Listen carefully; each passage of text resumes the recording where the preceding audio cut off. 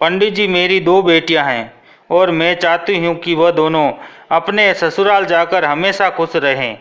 इसलिए परिवार अच्छा और खुशहाल ही दिखाना। हाँ हाँ, आप चिंता मत करो, मैं आपको परिवार अच्छा ही दिखाऊंगा जहाँ आपकी दोनों बेटियाँ खुश रहेगी। ये कुछ लड़कों की फ़ोटो हैं, इन्हें देख लो। लड़के की फ़ोटो तो अच्छी है, मुझे दोनों लड़के अच्छे लगे। आप इनसे मेरी बेटी का रिश्ता कर दीजिए। ठीक है बहन जी, आपने बहुत अच्छे लड़के ढूंढे हैं। तभी वहाँ पर सरिता की दोनों बेटियाँ आ जाती हैं। क्या बात है माँ, आज पंडित जी के साथ क्या बातें कर रही हो? मुझे तो कुछ गड़बड़ लग रही है। गड़बड़ कुछ नहीं है, मैंने तुम दोनों के लिए रिश्ते देखे हैं, अब मैं तुम दोनों की शादी कर दूंगी। अरे अरे माँ, आपने हमारे लिए लड़के ढूंढ लिए और आपने हमें बताया भी नहीं। इसमें बताने जैसी क्या बात थी? तुम मेरी बेटियाँ हो और तुम्हारा अच्छा बुरा सोचना मेरा ही फर्ज है। लेकिन माँ, मैं तो किसी और से प्यार करती हूँ। ये सुनते ही सरिता हैरान हो जाती हैं। या ये क्या बोल रही हो तुम? किसी और से प्यार करती हो? कौन है वह लड़का? माँ, उसका नाम कुणाल है, हमारे कॉलेज के प्रोफेसर का बेटा है। वह लोग बहुत अमीर हैं। हम दोनों एक दूसरे से प्यार करते हैं और शादी भी करना चाहते हैं। लेकिन बेटी, हम लोग तो गरीब हैं, वह लोग हमसे रिश्ता क्यों जोड़ेंगे? अरे माँ, आप क्यों परेशान हो रही हो? कुणाल ने अपने घर में सभी से बात कर ली है। सब लोग हमारी शादी से खुश हैं, बस आप हाँ कर दो। अरे, अब मेरी बेटी इतनी अमीर घर में जा रही हैं तो मैं मना कैसे कर सकती हूँ? मेरी तरफ से भी शादी के लिए हाँ है। मेघा बेटी, अगर तुम्हारी ज़िंदगी में भी कोई लड़का है तो मुझे बता देना। नहीं माँ, मेरी ज़िंदगी में कोई लड़का नहीं है। आप जहाँ मेरी शादी करवाओ मैं कर लूँगी। इस तरह सरिता बहुत खुश होती हैं। वह अपनी छोटी बेटी की शादी बहुत अमीर घर में करती हैं और बड़ी बेटी की शादी एक नॉर्मल सी परिवार में होती हैं, जहां मेघा का पति विपिन एक प्राइवेट नौकरी कर रहा होता है। शादी के बाद दोनों बहनें अपनी अपनी ज़िंदगी में खुशी से रह रही होती हैं। देखो, तुम दोनों की शादी हो गई हैं और बहुत दिन हो गए हैं तुम दोनों से मिले हुए। एक तो इतनी अमीर है कि उसकी अपनी अमीर पार्टियों से फुर्सत नहीं मिलती और मेरी मेघा तो घर परिवार से फ्री ही नहीं हो पाती। लेकिन अब बहुत हुआ, मुझे तुम दोनों के साथ मिलना है। ठीक है माँ, आप जैसा कहोगे वैसा ही होगा। मैं और विशाखा हम दोनों आपसे मिलने घर पर आएंगे। वैसे मेरी फ्रेंड की बर्थडे पार्टी थी माँ, लेकिन आपके अलावा कोई भी इम्पोर्टेंट नहीं है, सिर्फ आप इम्पोर्टेंट हो। मैं ज़रूर आऊँगी। इस तरह दोनों बहनें अपनी माँ से मिलने उनके घर आती हैं, जहाँ अमीर बहन अपनी माँ के लिए बहुत सारे तोहफे लेकर आती हैं। माँ, ये देखो मैं आपके लिए क्या लेकर आई हूँ। इतने सारे तोहफे हैं कि आप इस्तेमाल करते करते थक जाओगी। ये नई नई छतरी हैं और ये आपके लिए कॉटन के सूट। बरसात का मौसम होने वाला है, इसलिए मैं आपके लिए रेन कोट भी लेकर आई हूँ। अब आपको बाहर जाने में दिक्कत नहीं होगी। अरे, मेरी छोटी बेटी कितनी प्यारी हैं, मेरे लिए कितना कुछ लेकर आई हैं। अरे मेघा दीदी, आप माँ के लिए कुछ नहीं लेकर आई हो? नहीं, दरअसल मैं माँ के लिए अपने हाथ से बने लड्डू लेकर आई हूँ। लो माँ, आपके लिए बस यही लेकर आई हूँ और कुछ भी नहीं लेकर आई। अरे, इतना ही काफ़ी है, ये बहुत स्वादिष्ट लग रहे हैं। तुमने खुद बनाए? हाँ माँ, मैंने खुद बनाए हैं। यह सुनकर सरिता मेघा को गले लगा लेती हैं। अपनी माँ से मिलने के बाद दोनों बहनें वापस अपने ससुराल लौट जाती हैं, जहाँ अमीर वाली की ज़िंदगी तो बहुत खुशहाली से बीत रही थी, लेकिन वहाँ मेघा की ज़िंदगी में उतार चढ़ाव होते ही रहते थे। विपिन जो प्राइवेट नौकरी कर रहा था, उसकी वहाँ से नौकरी भी छूट जाती हैं। इसके बाद वह कभी कभी मजदूरी करने घर चलाना शुरू कर देता है। ऐसे ही देखते देखते कुछ साल बीत जाते हैं और इन सालों में गरीब बहन को एक बेटी होती हैं और अमीर बहन को एक बेटा। गरीब बहन की बेटी को अब 8 साल हो चुकी थी। बोली, माँ, बहुत ज़ोरों से भूख लगी है। हाँ, मुझे पता है तुम्हें भूख लगी है, लेकिन मैं क्या करूँ? ज़रा देखो ना, बारिश कितनी हो रही है। बारिश में जाना बहुत मुश्किल होगा, हमारे पास तो छाता भी नहीं है। घर के अंदर सारा राशन खत्म हो गया है। जब से विपिन की नौकरी छूटी है तब से ही सारी परेशानियां हो रही हैं। हे भगवान, और कब तक हम लोगों को ये सारी परेशानी देखनी होगी। मेघा बहुत देर से बारिश के रुकने का इंतज़ार कर रही होती हैं।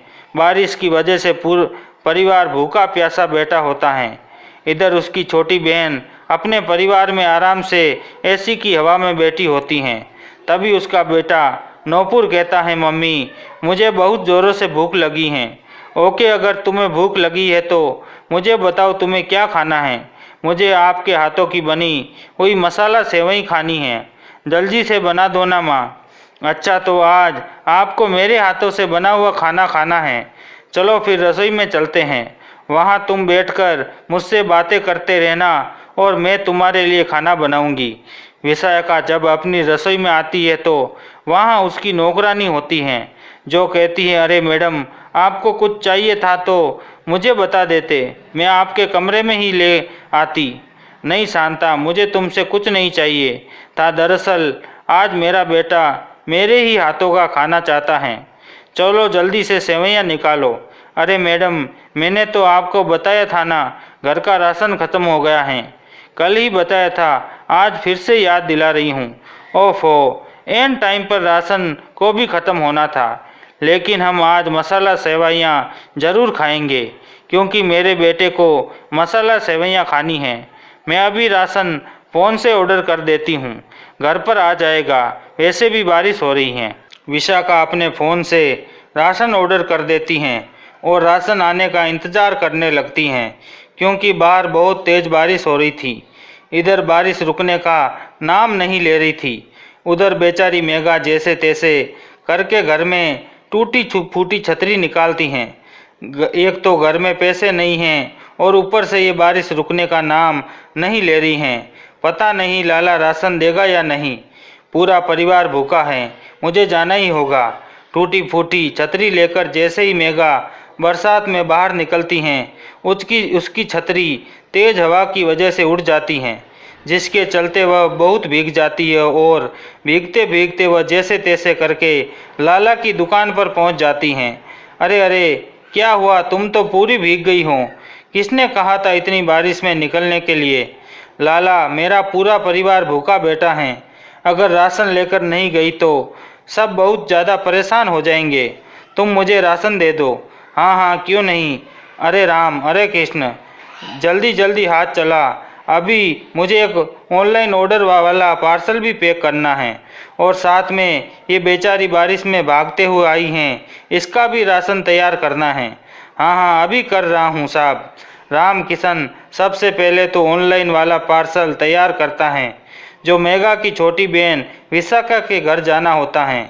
इधर मेघा बारिश में भीग रही होती हैं तो उधर विशाखा लाला को फ़ोन करके कहती हैं कि राशन ऑर्डर करे हुए मुझे पूरा 1 घंटा हो गया। आखिर तुम लोग कर क्या रहे हो? मुझे अभी के अभी अपने घर पर राशन चाहिए तो चाहिए। ये कैसी डिलीवरी है तुम्हारी? इतने सालों से हम लोग तुम्हारी दुकान से राशन ले रहे हैं, ऐसा पहले तो कभी नहीं हुआ। अरे मैडम, नाराज़ क्यों हो रहे हो? मुझे माफ़ कर दो, अभी भिजवा रहा हूँ। साथ में अच्छे अच्छे ऑफ़र हैं और कुछ सामान तो फ्री आइटम भी हैं, वह भी भिजवा रहा हूँ।